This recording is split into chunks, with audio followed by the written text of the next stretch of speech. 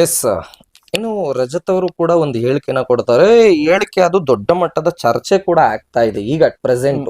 ಅಂದ್ರೆ ಮೊನ್ನೆ big boss ಇಂದ ಬಂದಿದ ತಕ್ಷಣ ಕೊಟ್ಟಂತ ಹೇಳಿಕೆನೆ ದೊಡ್ಡ ಮಟ್ಟದ ಚರ್ಚೆ ಆಗ್ತಾ ಇದೆ. ಅದನ್ನ ಹೊರತುಪಡಿಸಿ ಇವತ್ತು ಓಕೆನಾ, ಈಗ ಇವತ್ತು ಕೂಡ ಅವರು ಒಂದು ಹೇಳಿಕೆನ ಕೊಡುವಂತದ್ದು ಯಾವ ಒಂದು ಮಟ್ಟಕ್ಕೆ ಸರಿ ಅನ್ನಿಸ್ತಾ ಇದೆ. ಇಲ್ಲಿ ನೋಡಿ, ಅವ್ರು- ಬೆಳಿಗ್ಗೆ ಏನ್ ಹೇಳ್ತಾನೆ ಅಂತಂದ್ರೆ ಆಕ್ಚುಲಿ ರಜತ್ ಈ ಪಬ್ಲಿಕ್ ಟಿವಿ ಅವರು ಮೈಕ್ ಹಿಡಿದ್ಬಿಟ್ಟು ಕೇಳ್ತಾರೆ. ಕೇಳಿದ್ರೆ ಈತ ಹೇಳ್ತಾನೆ, ಈ ಹನುಮಂತು ನನ್ನ ಮಗನ ಮುಂದೆ ಯಾವ ರೀತಿ ಮಾತಾಡ್ತಾನ್ರಿ, ನನ್ ಮಗನೇ ಅಂತ ಹೇಳ್ತಾನೆ ಹನುಮಂತನ. ಅಲ್ಲ ನೋಡಿ, ಈ ಅವಾಚ್ಯ ಶಬ್ದಗಳನ್ನ ಈ ತರ ಎಲ್ಲ ಯೂಸ್ ಮಾಡೋದು ಇವ್ರಿಗೆ ಏನ್ ಅಂದ್ಕೊಂತಾ ಇದ್ದಾರೆ ಅನ್ನೋದೇ ಗೊತ್ತಾಗ್ತಾ ಇಲ್ಲಲ್ಲ ಅನ್ನೋದು ಒಂದು ವಿಪರ್ಯಾಸ ಅಲ್ವಾ. ಯಾಕೆಂದ್ರೆ ಒಂದು respect, give respect and take respect ಅನ್ನೋ ಒಂದು ಮಾತಿದೆ. ಅದನ್ನ ಬಿಟ್ಟು ಏನೋ ಹಳ್ಳಿ ಹುಡುಗ, ಅಮಾಯಕ, ಮುಗ್ಧ ಅಂತ ಅಂದ್ಬಿಟ್ಟು ಈ ಮಟ್ಟಗಿನ ಒಂದು ಮಾತುಗಳ. ಈಗ ರಜತ್ ಅವರು ಓಕೆ ಅದನ್ನ ತಿರುಗಿಸ್ಲಬಹುದು ಮಾತ್ನ. ಹನುಮಂತ ಬಗ್ಗೆ ಒಳ್ಳೆ ಕಾಳಜಿ ಇಟ್ಕೊಂಡು, ಯಾಕೆಂದ್ರೆ ಹನುಮಂತುಗೆ ಆತರ ಫ್ಯಾನ್ಸ್ ಫಾಲೋಯಿಂಗ್ ಇದೆ ಅಂತ ಗೊತ್ತಿದ್ದೆ ನಾನು ಈ ಮಾತನ್ನ ಹೇಳ್ದೆ ಅಂತ. ನಮ್ದು ಆ ಮಾತಿನ ಬಗ್ಗೆ ಅಲ್ವೇ ಅಲ್ಲ. ಓಕೆನಾ, ನೀವು ಸ್ವತಂತ್ರ ತಂದ್ಕೊಟ್ಟಂತ ಗಾಂಧೀಜಿಯವ್ರನ್ನ ಇದು ಹನುಮಂತಂಗ್ ಹೋಲಿಸ್ತಾ ಇದ್ದೀರಿ, ಅದೊಂದ್ ಕಡೆಗೆ ಬೇಜಾರಿದೆ. ಅದನ್ನ ಹೊರತುಪಡಿಸಿದ್ರೆ ಓಕೆ, ಜನಗಳು ಆತರ ಓಟ್ ಹಾಕಿದ್ರು ಹಾಕ್ಬೋದು ಹನುಮಂತಗೆ ಅಂತಾನೆ ಅಂದ್ಕೊಳ್ಳೋಣ. ಆದ್ರೆ ಈ ನನ್ ಮಗನ್ಗೆ ಗಾಂಧೀಜಿನ ಮುಂದೆ ನಿಲ್ಸಿದ್ರು ಗಾಂಧೀಜಿ ಗೆಲ್ಲಲ್ಲ, ಹನುಮಂತನೇ ಗೆಲ್ತಾನೆ, ಈ ನನ್ ಮಗನೇ ಗೆಲ್ತಾನೆ ಅಂತೀರಲ್ಲ ನೀವು. ಏನ್ ಅಂದ್ಕೊಂತಾ ಇದ್ದೀರಿ? ಇದೇ ಒಬ್ಬ ದೊಡ್ಡ ಸ್ಟಾರ್ಗಳಿಗೆ ಹಿಂಗ್ ಅಂತೀರ ನೀವು? ಇದೇ ಒಬ್ಬ ಪ್ರತಿಷ್ಠಿತ ವ್ಯಕ್ತಿಗೆ ಈ ತರ ಹಿಂಗ, ಈ ನನ್ ಮಗ ಹೋಗ, ನನ್ ಮಗನೇ ಬಾರೋ, ನನ್ ಮಗನೇ ಅಂತ ಅಂತೀರ? ದೊಡ್ಡ ಸ್ಟಾರ್ ಅಂದ್ಬಿಟ್ರೆ ಸಾಕು, ಅವ್ರ ಮನೆ ಮುಂದೆ ಅಭಿಮಾನಿಗಳು ಜಮಾಯಿಸಿರ್ತಾರೆ ಅಲ್ವಾ. ಈಗ ಹನುಮಂತನ ಕೇಳೋರು ಯಾರು ಇಲ್ಲ, ಹೇಳೋರು ಯಾರು ಇಲ್ಲ ಅಂತ ಅನ್ಬಿಟ್ಟು ನೀವ್ ಈ ತರ ಮಾತಾಡೋದೊಂದು ಎಷ್ಟು ಸರಿ? ಮತ್ತೆ ಹನುಮಂತ ಅಭಿಮಾನಿಗಳು ಯಾರು ಇಲ್ವಾ ನಿಮ್ ಪ್ರಕಾರ? ನೀವೇ ಹೇಳಿದಿರಿ ಗಾಂಧೀಜಿನ ಪಕ್ಕದಲ್ಲಿ ನಿಲ್ಸಿದ್ರೆ ಇವನೇ ಗೆಲ್ತಾನೆ ಅಂತ ಅನ್ನೋಂತ ಅಭಿಮಾನ ಇದೆ, ಅಥವಾ ಅಷ್ಟು ಜನರು ಇದಾಗಿದ್ದಾರೆ ಅಂತ ಅಂದ್ರೆ ಯಾವ ತರ ಆಗ್ಬಹುದು ಮುಂದಿನ ದಿನಗಳಲ್ಲಿ? ನೀವು ಯೋಚನೆ ಮಾಡ್ಬೇಕಾಗತ್ತೆ ರಜತ್ ಅವ್ರೆ. ಮತ್ತೆ ನೋಡಿ, ಜನಗಳನ್ನ ನೀವು ಟೀಕೆ ಮಾಡಿದಿರಿ, ಇಡೀ ಸಾರ್ವಜನಿಕರನ್ನೇ ನೀವು ಟೀಕೆ ಮಾಡಿದಿರಿ. ಹನುಮಂತಂಗೆ ಎಷ್ಟು ಜನ ವೋಟ್ ಹಾಕಿದಾರೋ ಅಷ್ಟು ಜನನು ನೀವು ಟೀಕೆ ಮಾಡ್ದಂತ ಮಾತಿದು. ಓಕೆನಾ? ಯಾವ ತರ ಹೇಳಿ ಅವ್ನು ಹೇಳಿರೋದು? ರಜತ್ ಅವ್ರು ಹೇಳಿರುವಂತದ್ದು ಏನು, ಹನುಮಂತಗೆ ಇಷ್ಟು ಜನ ಓಟ್ ಹಾಕಿದ್ದಾರೆ, ಗಾಂಧೀಜಿನ ಪಕ್ಕದಲ್ಲಿ ನಿಲ್ಸಿದ್ರು ಹನುಮಂತನ ಗೆಲ್ಲಿಸ್ತಾರೆ ಅಂತಂದ್ರೆ ಮೌಢ್ಯತೆ ಅಥವಾ ಈ ಒಂದು ನಾಟಕೀಯತೆಗಳಿಗೆ ಜನಗಳು ಬೆಲೆ ಕೊಡ್ತಾರೆ ಅನ್ನೋದನ್ನ ತಾವ್ ಹೇಳ್ತಾ ಇದ್ದೀರಿ ಅಲ್ಲ. ಅವನಲ್ಲಿ ಅಂದ್ರೆ ಹನುಮಂತು ಏನು ಆಟ ಆಡ್ಕೊಂಡೇ ಬಂದಿಲ್ಲ, ಇವತ್ತಿನವರೆಗೂ ಬಿಗ್ ಬಾಸ್ ನಲ್ಲಿ ಸಿಂಪತಿ ಕಾರ್ಡ್ ನೇ ಮೇಂಟೈನ್ ಮಾಡ್ಕೊಂಡು ಬಂದಿದ್ದಾನೆ ಅನ್ನೋದು ನಿಮ್ಮ ವಾದ ಅಲ್ವಾ? ಜನಗಳು ಯಾರಿಗ್ ಬೆಲೆ ಕೊಡ್ಬೇಕು, ಯಾವ ವ್ಯಕ್ತಿತ್ವಕ್ಕೆ ಬೆಲೆ ಕೊಡ್ಬೇಕು ಅಂತವ್ರು ಕೊಟ್ಟಿದ್ದಾರೆ. ನಮ್ಮ ಕರ್ನಾಟಕ ಜನರು ದಡ್ರಲ್ಲ ಸ್ವಾಮಿ. ನೀವು ಬೇರೆ ರಾಜ್ಯದ ಜನಗಳಂತ ತೆಗೆದುಕೊಳ್ಬೇಕಾರೆ ಅವ್ರು ದಡ್ರು ಅಂತ ಹೇಳ್ಬಹುದು. ನಮ್ಮ ಕರ್ನಾಟಕದಲ್ಲಿ ಇರ್ತಕ್ಕಂಥ ಜನಗಳು ಇವತ್ತಿಗೂ ಕೂಡ ಪಕ್ಕಾ ಇದಾರೆ 100%. ಖಂಡಿತವಾಗಿ ಆಯ್ತಾ? ಈತ ಹೇಳ್ತಾನೆ, ನಾನು ಎಣ್ಣೆ ಪಾರ್ಟಿ ಮಾಡ್ತೀನಿ ಬಿಗ್ ಬಾಸ್ ಇಂದ ಹೋದ್ಮೇಲೆ ಅಂತ ಹೇಳ್ತಾನೆ. ಆಯ್ತಾ? ಓಪನ್ ಅಪ್ ಆಗಿ ಹೇಳ್ತಾನೆ. ಇವನ್ ಕ್ಯಾರೆಕ್ಟರ್ ಏನು ಅಂತ ಜನಗಳಿಗೆ ಗೊತ್ತಾಗಲ್ವಾ? ಇಂತ ಕುಡುಕನ್ಗೆ, ಇಂತ ರೌಡಿ ತರ ಬಿಹೇವ್ ಮಾಡ್ತಾ ಇರ್ತಕ್ಕಂಥ ಇವನಿಗೆ ನಾವು ಓಟ್ ಹಾಕ್ಬೇಕಂತ ಜನಗಳಿಗೆ ಗೊತ್ತಾಗುತ್ತೆ. ಆ ಒಂದ್ ಸೆನ್ಸು ಕೂಡ ಇವನ್ಗಿಲ್ಲ. ಬಿಗ್ ಬಾಸ್ ಮನೆಯಲ್ಲ ಕೂತ್ಕೊಂಡು ಹೇಳ್ತಾನೆ, ಜನಗಳು ಇವನ್ಗೆ ಯಾವ ರೀತಿ ಓಟ್ ಹಾಕ್ತಾರೆ? ಓಟ್ ಹಾಕ್ಬಿಟ್ಟು ಇವನನ್ನ ಹೆಂಗೆ ಮೇಲ್ಗಡೆ ರಾಜರ ತರ ತಗೊಬಂದ್ ಕೂರ್ಸ್ಬಿಡ್ತಾರೆ. ಖಂಡಿತವಾಗಿ ಅದು. ಯಾಕೆಂದ್ರೆ ಇವರು ಈಗ ನೋಡಿ, ಉಗ್ರ ಮಂಜು ಅವ್ರನ್ನ ತಗೊಳೋದಕ್ ಹೋದಾಗ, ಉಗ್ರ ಮಂಜು ಅವರು ಆ ತರದಲ್ಲಿ ಇದ್ದಂತವ್ರು, ಅಂದ್ರೆ ಡ್ರಿಂಕ್ ಮಾಡ್ತಾ ಇದ್ದವ್ರು ಕೂಡ ಬಿಗ್ ಬಾಸ್ ಬಂದು ಪರಿವರ್ತನೆ ಆಗಿದ್ದಾರೆ ಅಲ್ವಾ? ಅದು ಜಗದ ನಿಯಮ, ಅದು ಜನ ಸ್ವೀಕರಿಸ್ತಾರೆ. ಹೌದೌದೌದು. ಸೊ ಅವ್ರು ಪರಿವರ್ತನೆ ಆಗಿ ಇನ್ಮೇಲೆ ನಾನು ಡ್ರಿಂಕ್ ಮಾಡಬಾರ್ದು ಅಂತ ಡಿಸೈಡ್ ಮಾಡಿದೀನಿ, ಹಾಗೆ ಹೀಗೆ ಕೆಲವು ಹೇಳಿಕೆಗಳನ್ನೆಲ್ಲ ಕೊಟ್ರವ್ರು. ಬಹಳ ಖುಷಿ ಆಯ್ತದು. ಓಕೆನಾ? ಅದನ್ನ ಬಿಟ್ಟು ರಜತ್ ಅವ್ರು ಇಷ್ಟು ದಿನ ಇದ್ದೀನಿ, ನಾನು ಇಲ್ಲಿಂದ ಹೊರಗಡೆ ಹೋಗಿದ ತಕ್ಷಣ ಎಣ್ಣೆ ಪಾರ್ಟಿ ಮಾಡ್ತೀನಿ ಅವ್ರ ಜೊತೆ ಇವ್ರ ಜೊತೆ, ನೀವು ಮಾಡ್ಕೊಳ್ಳಿ ಸಮಯ, ಅದ್ ನಿಮ್ಮ ವೈಯಕ್ತಿಕ. ಅಲ್ಲ, ಜನಗಳು ವೋಟಿಂಗ್ ಮೇಲೆ ಕೂಡ ಇಲ್ಲ ಈ ಅಪ್ಪನಿಗೆ ಒಂದ್ ಇದಿಲ್ದೇನೆ ನೀವು. ಅಲ್ಲ, ನಾನು ಹೇಳ್ತಾ ಇರೋದು ಹನುಮಂತ ರೀತಿ ಯಾವ ಹ್ಯಾಬಿಟ್ ಇದ್ರು ಕೂಡ ಇದೆಯೋ ಇಲ್ವೋ ಗೊತ್ತಿಲ್ಲ ನಮ್ಗೆ. ಇರ್ಲಿಕ್ಕಿಲ್ಲ ಅಂತ ಅನ್ಕೊಳ್ತೀವಿ, ಬಟ್ ಆ ಅಪ್ಪ ಎಲ್ಲೂ ಹೇಳ್ಕೊಳಲ್ಲ. ಆಯ್ತಾ? ಇವನ್ ಹಂಗಲ್ಲ, ಎಲ್ಲ ರಾಜರಸವಾಗಿ ಹೇಳ್ತಾನೆ, ಆಮೇಲೆ ಜನಗಳನ್ನೇ ಬೈತಾನೆ. ನನ್ ಮಗನ್ಗೆಲ್ಲ ಓಟ್ ಹಾಕ್ಬಿಡ್ತಾರೆ. ಏನ್ರಿ ಏನು ಇಲ್ಲ, ಇವರು ಒಂದು ಏನಂತಾರೆ ಅಂತಂದ್ರೆ, ನಾನು ಪ್ರಾಮಾಣಿಕವಾಗಿದ್ದೀನಿ ಅಂತ ಅನ್ಬಿಟ್ಟು ತೋರಿಸ್ಕೊಂತಾ ಇದ್ದೀನಿ ನಾನು.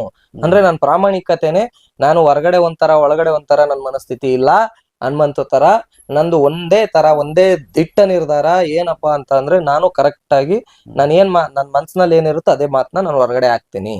ಹೌದು, ಯಾರು ಎಣ್ಣೆ ಕುಡಿದವ್ರು, ಅವ್ರು ಯಾರಿದ್ದಾರೆ ಹಾಗೆ ಹೀಗೆ ಅಂತ ಕೇಳ್ಬಹುದು. ಅದು ನಿಮ್ಮ ವೈಯಕ್ತಿಕ ಅಲ್ಲ.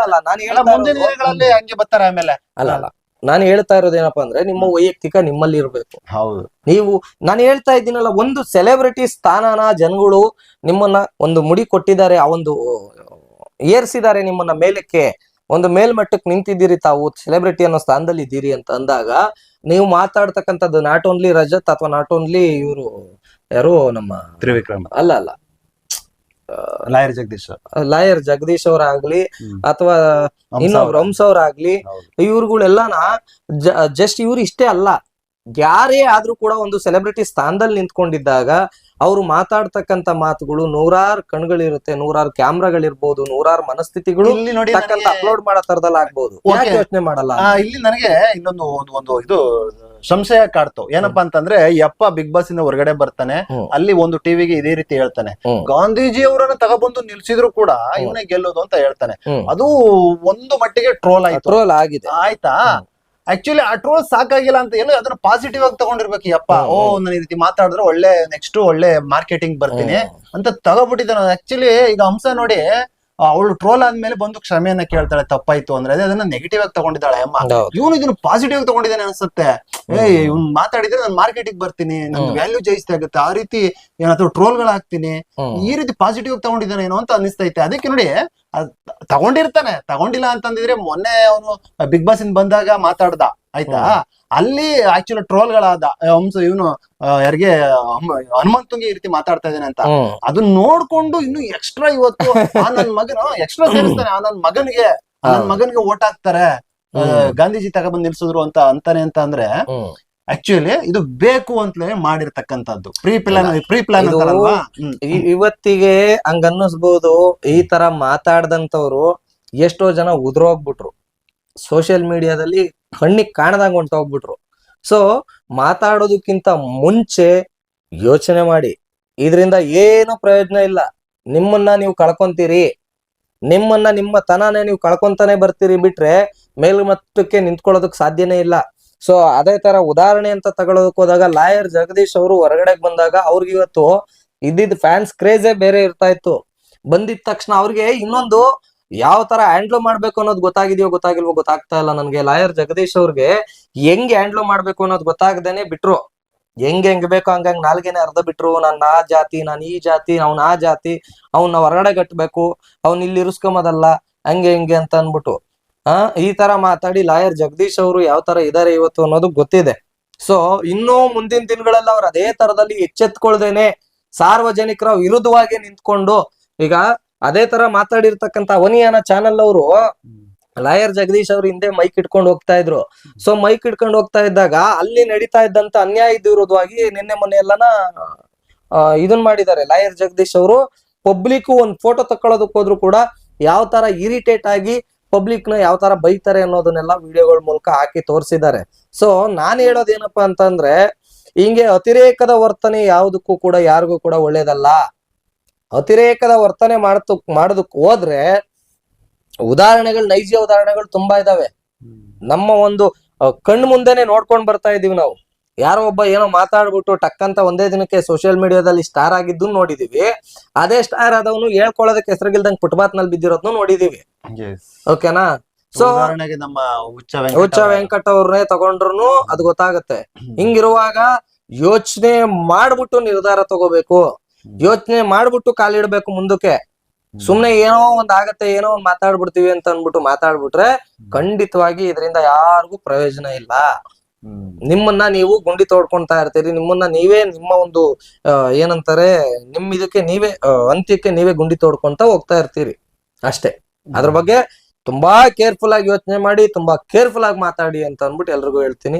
ರಜತ್ ಅವ್ರೆ, ನಿಮ್ ಬಗ್ಗೆ ತುಂಬಾ ಒಳ್ಳೆ ಒಪಿನಿಯನ್ ಇದೆ.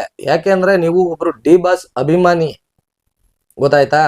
ನೀವು ಕೂಡ ಕಷ್ಟ ಪಟ್ಕೊಂಡ್ ಬಂದಿರೋರು. ಡಿ ಬಾಸ್ ಅಭಿಮಾನಿ ಅನ್ನೋದು ಒಂದ್ ಕಡೆಗಾದ್ರೆ, ಕಷ್ಟ ಪಟ್ಕೊಂಡ್ ಮೇಲ್ಗಡೆಗೆ ಬಂದಿದ್ದೀರಿ. ನೀವ್ ಈ ತರ ಅತಿರೇಕದ ವರ್ತನೆ ತೋರಿಸ್ಕೊಂಡು ನಿಮ್ಮ ಒಂದು ಅಂತ್ಯನ ನೀವೇ ಕಾಣಿಸ್ಕೋಬೇಡಿ. ಆಕ್ಚುಲಿ ನಾನು ನಿನ್ನೆ ಮೆಸೇಜ್ ಗಳನ್ನ ನೋಡ್ತಾ ಇದ್ದೆ. ಅವರು ಒಂದು ಹೇಳಿಕೆಯನ್ನ ಕೊಡ್ತಾರೆ. ಅದು ಪರ್ಸನಲ್ ಇರ್ಲಿ, ಹ್ಮ್. ಪರ್ಸನಲ್ ಆಗಿರ್ಬೋದು, ಅವ್ರ ಹೆಂಡತಿ ಬಗ್ಗೆ ಮತ್ತೆ ಯಾರೋ ಪ್ರೇಯಸಿ ಬಗ್ಗೆ ಇವರು ಮಾಧ್ಯಮದವರು ಒಂದು ಪ್ರಶ್ನೆ ನೂರಾರು ಜನ ಅಂತ ಹೇಳ್ತಿರಲ್ಲ ತಾವು. ಆ? ಅಲ್ಲ ಏನ್ ಅವ್ರು ಅನ್ಕೊಂತ ಹೇಳ್ತಾರೆ ಇದ್ರಿ ಒಂದ್ ಪರ್ಸನಲ್ ಅದು ನಾನು ಏನಾರು ಮಾಡ್ಕೊಳ್ಳಿ ಅಂತ ಹೇಳ್ತಾರೆ. ಅದಕ್ಕೆ ಡಿಬಾಸ್ ಹಂಗಂತ ಸಿಕ್ಕಿದ ಹುಡುಗಿರ್ನ ಹೋಗಿ ಸಿಕ್ಕಿದ ಹುಡುಗಿರಿಂದ ಬೆಳ್ಳಿ ಅಂತನಾ? ಅಲ್ಲ, ಅವ್ರು ಕೊಡ್ತಕ್ಕಂತ ಸಂದೇಶ ಏನಿದೆ ಜಗತ್ತಿಗೆ ಅದು ಅವ್ರಿಗೇನೆ ಅದು ಎಫೆಕ್ಟ್ ಆಗುತ್ತೆ. ಅದು ಖಂಡಿತವಾಗಿ. ಆಯ್ತಾ? ಈಗ ನೋಡಿ ಕೆಳಗಡೆ ಮೆಸೇಜ್ ಹಾಕಿರ್ತಾರೆ ಏನು ಅಂತಂದ್ರೆ, ಓ ಒಬ್ಬ ಡಿಬಾಸ್ ಅಭಿಮಾನಿ ಅಂತ ಅನ್ನಿಸ್ಕೊಂಡಿದ್ಕು ನೀನು ಸಾರ್ಥಕ ಆಗ್ಬಿಟ್ಟೆ ಮಗ ಅಂದ್ಬಿಟ್ಟು ಕೆಳಗಡೆ ಮೆಸೇಜ್ ಹಾಕಿರ್ತಾರೆ. ಹೊಡ್ದಂಗ ಆಯ್ತಲ್ಲ ಮುಖಕ್ಕೆ ಅವನಿಗೆ. ಅಂದ್ರೆ ಇಲ್ಲಿ ಡಿಬಾಸ್ನು ಕೂಡ ಇಲ್ಲಿ ಅವ್ರ ಪಾಪ ಅವ್ರು ಡಿಬಾಸ್ನು ಇದ್ ಮಾಡ್ದಂಗ ಆಯ್ತು ಇವನಿಂದ.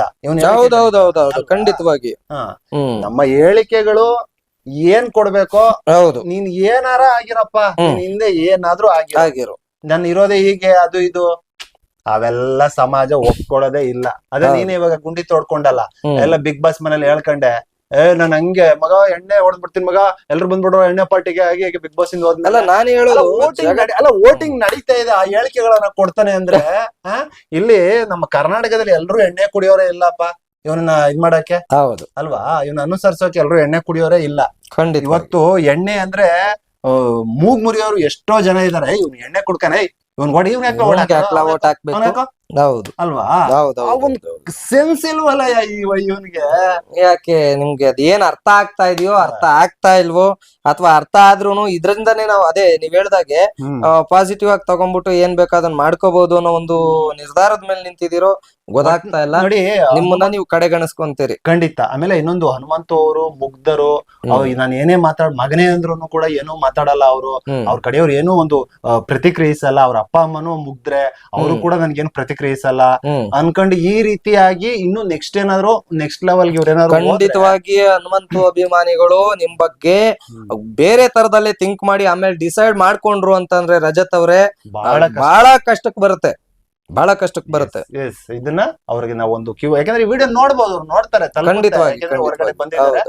ಈ ಒಂದು ಕಿವಿ ಮಾತುಗಳನ್ನ ಹೇಳ್ತಾ ಇಲ್ಲಿಗೆ ನಮ್ಮ ವಿಡಿಯೋಗಳನ್ನ ಮುಗಿಸ್ತೀವಿ.